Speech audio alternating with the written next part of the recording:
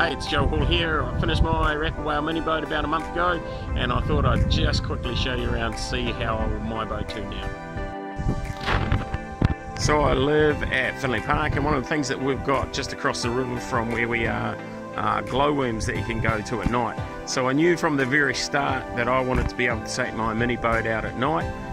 It's a beautiful calm lake, not too far, so I've added some electrics, some lights and a few other things that aren't in your standard mini boat. So let's have a look at what we've got. Engine wise, it's just the standard engine. I would like to tell you what size engine it is, but I picked it up second hand. It's got no markings on it. I'm not sure what size it is. You can see it's in a bit of state of disrepair. It needs a bit of work, but I'll get to it one day, maybe. So the pipe out the back is a bilge pump. So one of the things, I wanted my mini boat to be like a real boat. So I put a bilge pump into it. I haven't had to use it yet. It's there and it works and is available just in case. There are some things that on the mini boat I decided that I wouldn't be able to get because I'm in New Zealand. So things like the motor connector, I went for a different connector than what's specified on the Rapid Whale plans. I also got the plywood cut locally. One of the things that I could do was I was forethought enough to plan ahead and ask him not to cut the holes that were already in the plans for the motor connection, the light connection that you can see there, and also some of the things on the dashboard. So I think that went quite well for me. Like I said, I want to be able to take it out at night. So we've got a light on here. This is a standard marine light. It's removable, so during the day you can just take it out and not have it there. I'm about to go out tonight and have a bit of a play round, so it's all ready to go as the sun goes down. The paint job and finish on it, you can see that we've gone for a really white, huge fillets on it. One of the things that I didn't quite realise when I bought my fillets material was instead of getting brown I got white. That was fine inside. I realised when I got to the outsides that wasn't really going to work and it was going to look really unusual. So I decided that what I'd do is make a feature of it. So the fillets down here, they've had a bit more epoxy on them. So these ones across the lines of the boat. So they look a bit yellower, whereas the white fillets on top don't have the fiberglass meshing over top, so they look a lot whiter. To do those, I did mask around them to try and get them pretty smooth. They ended up being, you can see, a little bit rough, a little bit organic, and to tell you the truth, I quite like it. So yeah, it gives it a nice feature, something a little bit different. And one of the things that I found when I was making my mini boat, it's your mini boat, you can make it however you want. So yeah, go and make it however you want. You can see that we've also got some more lighting up the front. So we've got headlights up the front.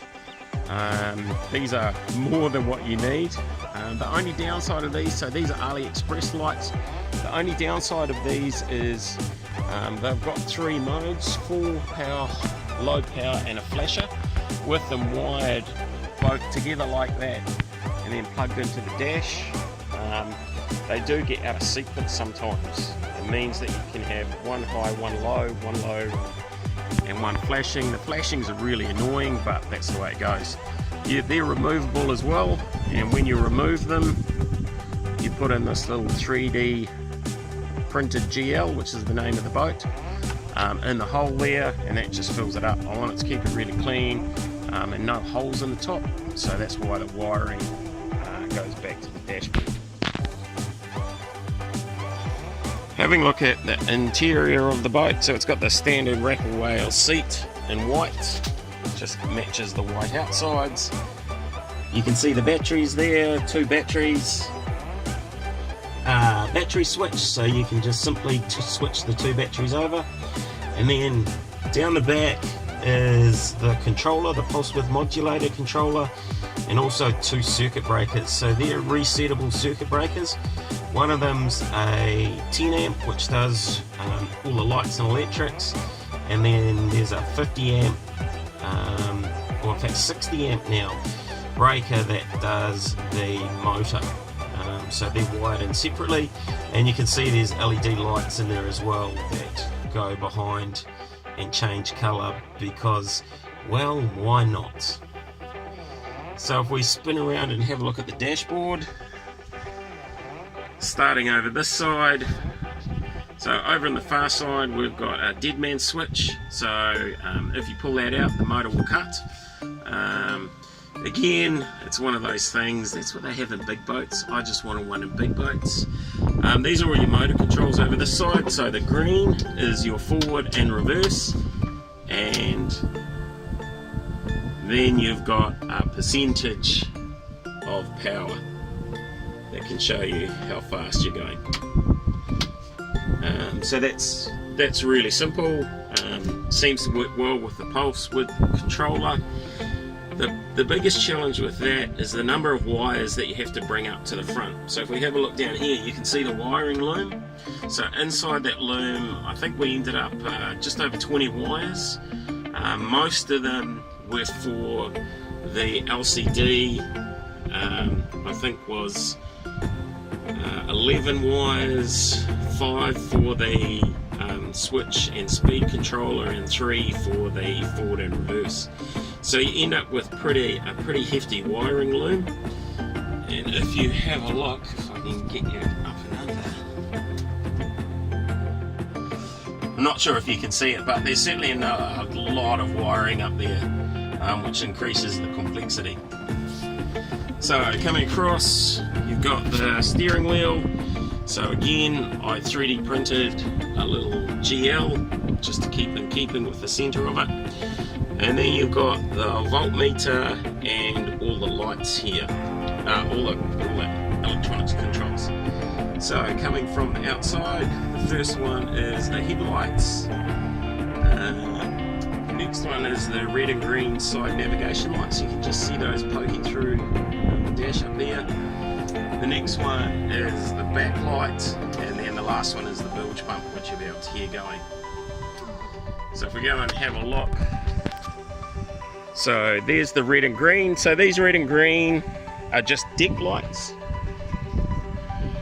from a standard deck. They are supposed to be waterproof, and they come in multiple colours. So these are the headlights here. You can see what I was talking about before. The light on the left is actually on half power. The light on the right is on full power. So that's a bit of a problem, a bit of a challenge, but nothing that's really a big deal. And then the last one, the rear light at the back. In New Zealand, the rear light is the only one that you actually have to have legally. Everything else, I've just added on for fun. And in reality, I don't think the red and green would actually be legal, just because of the angles that they have to have on the lights.